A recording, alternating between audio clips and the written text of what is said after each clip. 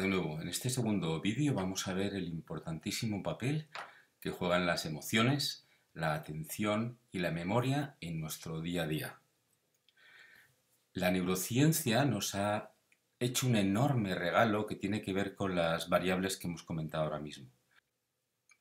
Si tuviéramos que resumir en esencia cuáles son los objetivos de nuestro día a día, de nuestro trabajo, en cualquiera de las áreas en las que nos movemos, podríamos pensar en estas tres palabras: crear mensajes emocionales para conseguir la atención de aquellos a los que queremos captar y que nuestro mensaje quede grabado en su memoria. Esta es en esencia la clave de nuestro trabajo. Y para poder entender con mayor facilidad cómo funcionan estas tres variables en el cerebro de nuestros consumidores, es importante que descubramos una nueva sorpresa que nos atrae el cerebro. En realidad se habla o hablamos de que existen tres cerebros en uno. Este primero es el cerebro que está en la parte interior, más oculto, y se llama cerebro reptiliano, que es el que corresponde o coincide con la mayoría de los reptiles que aún siguen viviendo en nuestro planeta. Por encima de él podemos encontrar el sistema límbico, que corresponde al cerebro emocional, este que también tienen los mamíferos que existen alrededor nuestro. Y por encima de este, y exclusivo de los seres humanos, y sobre todo en esta proporción y dimensión, está el neurocórtex. Y ahora os voy a presentar un vídeo que resume lo que os acabo de contar de una forma más sencilla de entender. Fundido en una sola estructura, nuestro sistema nervioso central alberga tres cerebros: el reptiliano, el límbico y el neocórtex.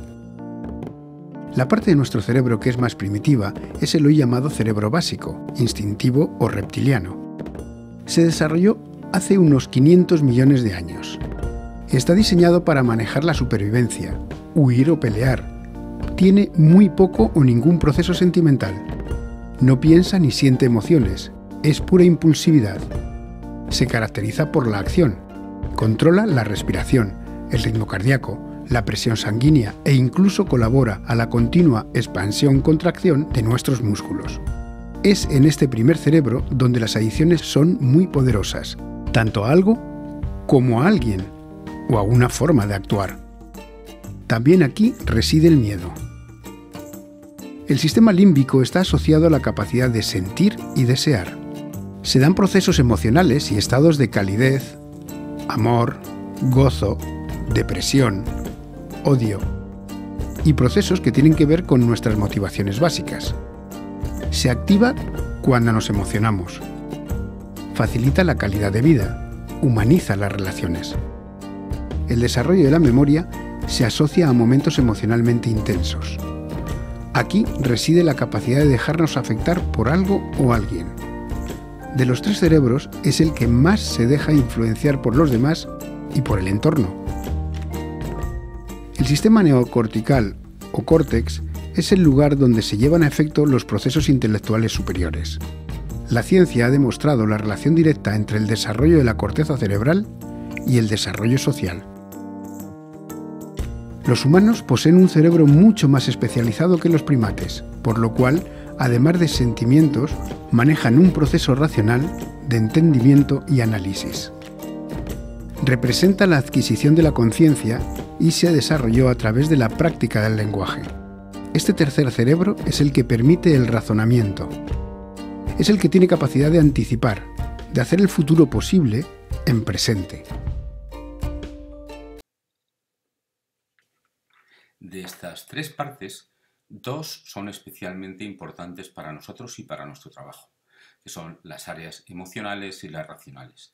Y de cómo conviven y qué peso tiene cada una de ellas es la siguiente parte de esta presentación. Si en un gráfico de tiempo que corresponde al principio de la actividad cerebral y al día de hoy lo convertimos en un gráfico anual, por ejemplo, en un gráfico que empiece en enero y acabe en diciembre, podremos poner en perspectiva el tiempo que el cerebro humano ha estado en la estructura y forma que tenemos actualmente respecto a toda su evolución.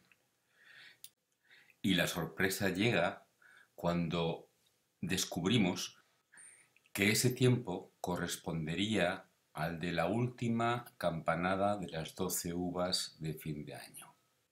De ahí el papel tan importante de la variable emocional en nuestra vida, es la que nos ha permitido llegar hasta donde estamos hoy y ser lo que somos hoy.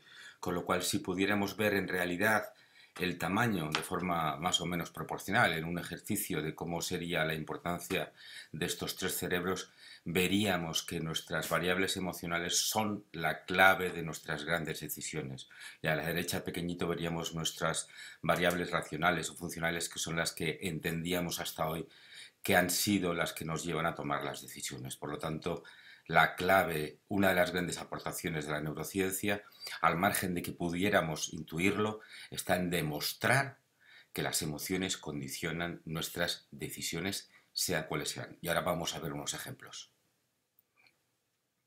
Si tenemos en cuenta el viejo paradigma de cómo funciona nuestro cerebro en cuanto a la toma de decisiones en la compra de, por ejemplo, un coche o algo más sencillo en el supermercado, podremos ver que el primer paso es pensar en lo que queremos comprar, en lo que necesitamos, luego realizar el acto de compra y como tercer eslabón está la sensación que te ha producido esta compra. Hasta ahora decías, bueno, pues voy a comprar un coche, pienso en las variables, los coches que hay, cuáles me interesan más, los precios que yo puedo manejar, realizo la compra y a partir de ahí tengo todas estas sensaciones que me produce la sensación de haberme comprado un coche nuevo, respecto a cada uno de los que tenga.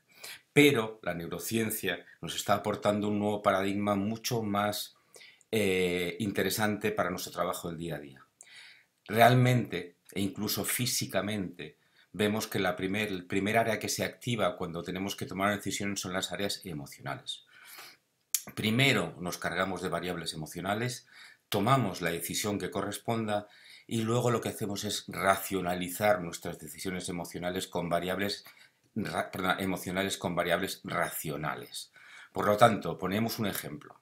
Si tuviéramos que comprar el coche este que hemos hablado y tomáramos el antiguo paradigma como proceso o escalón, podríamos comprar, pues mira, si somos una familia, todos tendríamos un famoso Skoda Felicia, robusto, preparado para el invierno, 4 puertas, maletero, airbag, preparado, vamos, muy fiable porque tiene un motor Volkswagen Audi, o sea que sería un coche el que todos tendríamos en nuestra casa, pero la verdad es que pensando desde una variable que nos aporta la neurología, desde la realidad de nuestras decisiones, estamos mucho más cerca de desear, si es un coche familiar, de desear este coche familiar que el anterior. Aunque este coche familiar es de todo menos racional, menos sensato, porque es carísimo, el seguro es carísimo, tiene elementos que jamás usaremos, pero la necesidad de deseabilidad de este coche y el vernos representado en él y pasearnos por él y demostrar a los demás nuestro éxito en nuestra vida, en nuestra área de convivencia, tiene muchísimo más peso que cualquier variable racional. Esto puede pasar en un coche y podéis decir, oye, pero eso pasa con las compras grandes, no pasa con elementos cotidianos como cuando vas al supermercado y, por ejemplo, tienes que comprar un 3x2, ahí la compra es absolutamente racional, ¿no? Pues oye, pues si compras 3 y pagas solo 2, pues ahí es absolutamente sentido común, ¿no? Pero en el fondo, si lo pensáis bien, el beneficio de esta compra no es solo económico, el beneficio está en que tú eres un buen comprador, que tú acabas de hacer una buena gestión de tu economía, que tú has buscado entre las ofertas y has visto aquella que es más beneficiosa para tu familia y para ti, con lo cual te consideras una buena comprador o compradora de este producto. Con lo cual, en casi todas, prácticamente en todas las decisiones de tu vida están las variables racionales sobre todas ellas o detrás de todas ellas. Piensa en esto, porque además otra variable otro elemento que tienes que considerar a la hora de darle valor a las emociones, no solo a la hora de tomar decisiones, sino a la hora de los recuerdos, podemos hacer un ejercicio. Por favor, imaginaros los recuerdos que vosotros tengáis de cuando erais más pequeñitos, los más antiguos, los que de niño, aquellos que aún recordáis de cuando erais chiquititos. Posiblemente no recordéis el momento que aprendisteis a sumar 1 más 1 igual a 2, o palito, palito igual a pato, o como fuera la clase, ¿no? aquello que es racional se nos ha pasado y se ha quedado en el olvido, excepto si lo que dijimos fue 1 más 1 igual a 3 porque la clase se pudo reír de nosotros y aquella vergüenza aún nos recordamos. Por lo tanto, hacer el ejercicio y pensar si existe algún recuerdo vuestro que sea significativo, que no tenga variables emocionales, porque las variables emocionales son las que dan solidez a nuestros recuerdos. Todos recordamos tristemente el acontecimiento de las Torres Gemelas y recordamos pues, cómo íbamos vestidos, con quién estábamos cuando nos enteramos, qué es lo que hicimos, dónde estuvimos viendo en directo aquello que no entendíamos muy bien y que pensábamos que era algo como una película, etcétera, etcétera. Todo aquello lo tenemos muy presente porque fue un shock emocional muy potente, por lo tanto está en nuestro recuerdo. Pero como pueda estar, por ejemplo, aquel primer beso en el que las emociones se mezclaron y los nervios se cruzaron y aún tenemos esa sensación, pero incluso las sensaciones positivas tienen su contrapeso en las sensaciones de susto o de miedo, que son las que también generan un recuerdo importante porque son emociones realmente potentes. Por lo tanto, hemos visto ahora mismo el peso que ha tenido la parte, el cerebro límbico en nuestro camino hasta donde estamos hoy, hemos visto el papel que tiene en la toma de decisiones y hemos visto el papel que tiene en la memoria. Por lo tanto, podemos considerar que en nuestro trabajo del día a día, la emoción, los mensajes emocionales que podamos lanzar a nuestros consumidores son los que nos van a abrir la puerta de su atención y a rebufo de su atención o inmediatamente después estará la memoria. Con lo cual, para llegar a la memoria, que es nuestro fin último, tendremos que entrar a través de la emoción, a través de esa emoción que es la que nos condiciona. Si utilizamos variables racionales para intentar llegar a la memoria, nuestro camino será infinitamente más costoso y laborioso y el éxito puede que sea menos cercano. Hay veces que decimos, bueno, la memoria es importante en campañas de construcción de marca, cuando queremos lanzar un producto, cuando queremos dar a conocer una novedad, pero en algunos casos lo que tenemos que hacer también es llegar a la acción. O sea, nosotros queremos que los individuos al oír nuestro mensaje reaccionen. Y aquí la emoción tiene sentido, tiene un papel importante la emoción. Pues evidentemente, claro, sí que la tiene. Tenemos muchos ejemplos, pero solo vamos a poner uno que recordemos más o menos o que conozcamos.